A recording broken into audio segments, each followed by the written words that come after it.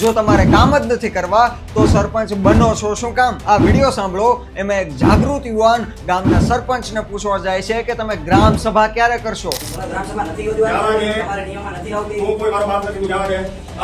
ગ્રામ સભા યોજવાની છે, તારી ના જાવ ને જા ઉપર. એટલે નહીં યોજવાની થાય. ઉપર હાથ ઉપર. નહીં તમે કઈ કરો. કાઈ મારે જો શાંતિ દવા ખાવ ગાડી ઉપર. દવાખાના તમે વધારે હિસાબ તો મૂકી દો. હું બીમાર છું, દર્દી છું, એ મને ના આવે. હું અહીંથી ઉપર હું ગામનો યુવાન નાગરિક છું. તમારે ગ્રામ સભા યોજવાની તમારા નિયમમાં આવે કે નથી આવતી?